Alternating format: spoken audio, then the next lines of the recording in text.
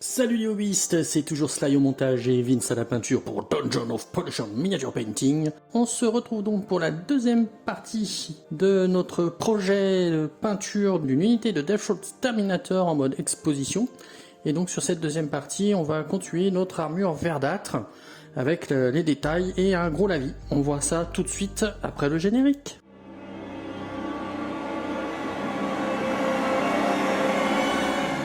Sur cette figurine, j'ai peint toutes les parties métalliques supérieures en Lead Belcher et les parties inférieures en Retributor Armor.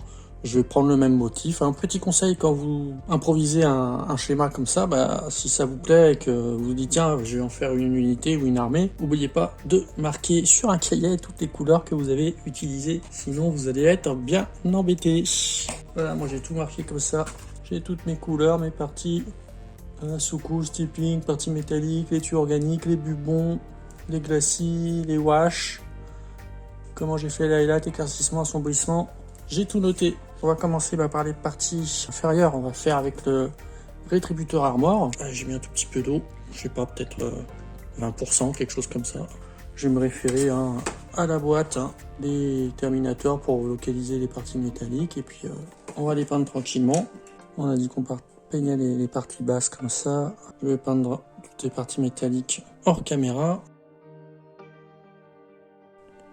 Et après, on attaquera une autre partie super sympa et super intéressante une fois qu'on aura fini tous les métalliques.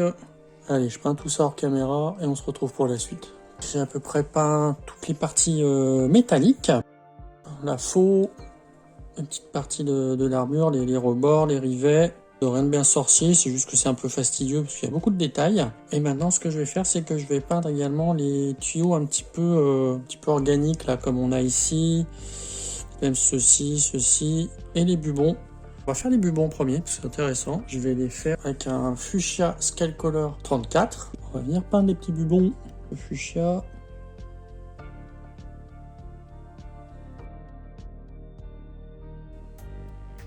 Et avant que ça sèche, je vais venir prendre un Irial Yellow. Il faut que j'aille vite parce qu'en plus là on est en pleine canicule. Il fait 40 degrés, un petit peu le diluer avec de l'eau. Et je vais venir un peu le mélanger avec mon fuchsia. Il a déjà séché en fait le fuchsia. Vous voyez, le temps de récupérer mon Irial Yellow. C'est pas grave, je mets des petites pointes comme ça de Irial Yellow. Et je vais retourner chercher un peu de fuchsia. On mélange comme ça pour faire une espèce de jaune rose. Un peu d'Irial Yellow encore. J'essaye de peindre dans le frais, mais c'est pas facile parce que comme je vous dis, ça sèche très vite. Et le jaune, je le localise un peu plus vers le haut. Un petit peu de fuchsia en bas. Un petit peu de jaune encore en haut. Et on viendra peaufiner plus tard ces bubons pour leur donner encore plus de peps et de lumière. Faire un petit côté humide et dégueulasse. Donc les bubons qui forment le triglobe de Norgul. Et donc on va peindre également, comme je vous disais, les espèces de tuyaux comme ça, en fuchsia également, de chez Skullcolor. Et après on pourrait attaquer la suite. Allez, je peins ces petits tuyaux et on se retrouve pour la suite. Allez, voilà, j'ai fini les petits détails en fuchsia. On reviendra y travailler bien sûr un petit peu plus tard. On va améliorer tout ça. Et maintenant, on va faire une partie que j'aime beaucoup. On va faire du je salis et je nettoie. On va prendre un Dark Oat Flèche en couleur contraste. Vous la mélangez bien. Vous gardez de côté également un pot ouvert juste à côté de l'amiante médium. Ou alors si vous avez du contraste médium.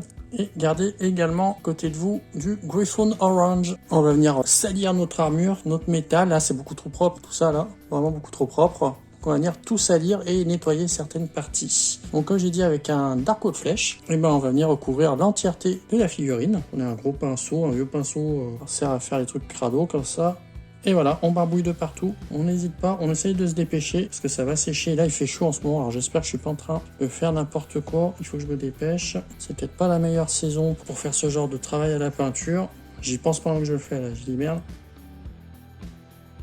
Est-ce que je fais pas une bêtise avec la chaleur qu'il fait? Allez, je me dépêche. Je barbouille. Là, j'en mets vraiment un max. On va tout de suite rincer le pinceau. Je vais en prendre un plus petit. Je prends donc mon lamiane médium et je vais m'en servir pour nettoyer ma figurine sur les parties hautes pour faire revenir la lumière, les parties les plus éclairées. Là, j'ai pris du médium. et je frotte. J'enlève avec de l'eau. Je suis vite sur un sopalin et je continue de frotter. Je reprends du médium. Alors, je prends un sopalin là, c'est pas très photogénique mais j'en ai besoin.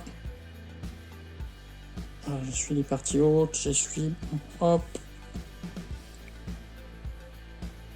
en haut du bras.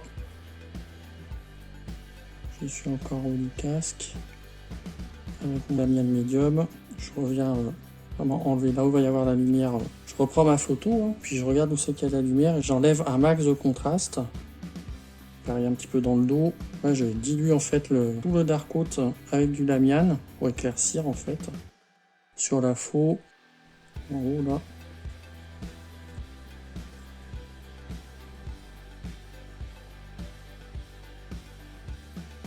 Là où vous voyez qu'il y en a vraiment trop, vous venez le récupérer. Ouais, faut aller vite. En partant normal, vous pouvez prendre un petit peu plus votre temps, mais là, avec la température qu'il fait. Bon, on a bien tout dégueulassé, tout renettoyé. Ce qu'on peut faire aussi, donc pendant que c'est pas sec, c'est le produit du Griffon Orange. Et on va tamponner sur les parties déjà en lait de Bilcher, porter un peu de rouille, sur la faux, comme ça. Et on va en mettre un petit peu dans les ombres également. Et sur le bidou, on va porter un petit peu d'orange, comme ça.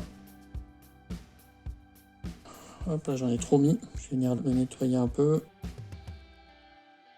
On n'hésite pas à nettoyer avec de l'eau. On revient en enlever si on a trop. Je vais le passer là sur les tuyaux métalliques comme ça.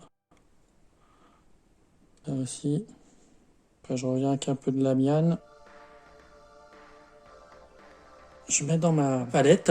Je fais 50-50 lamiane et Griffon Orange. Pour venir en apporter à certains endroits, là par exemple sur la côte de maille. On voit à peine. Derrière là on a de la côte de maille. Là, je vais essuyer bien mon pinceau, j'enlève tout ce qu'il y a dessus, et je regarde là où j'en ai trop mis, par exemple ici, hop, je reviens en prendre de surplus, là dans les creux, là sur la cape, on s'en fout, on reviendra la travailler de toute façon, on va tamponner comme ça. Je regarde un petit peu ma figurine, mon écran où j'ai ma figurine encore sous couché en noir avec la lumière, je vais essayer d'enlever encore un petit peu de dark coat, là où normalement ça doit être bien lumineux, à savoir qu'on viendra rééclaircir plus tard. Là j'en enlève un peu. Et voilà les hobbyistes, c'est terminé pour cette deuxième partie. Si ça vous a plu, n'hésitez pas à lâcher un gros pouce vers le haut, à commenter pour nous laisser des suggestions ou des questions et à vous abonner. Et je vous dis à très vite pour la troisième partie.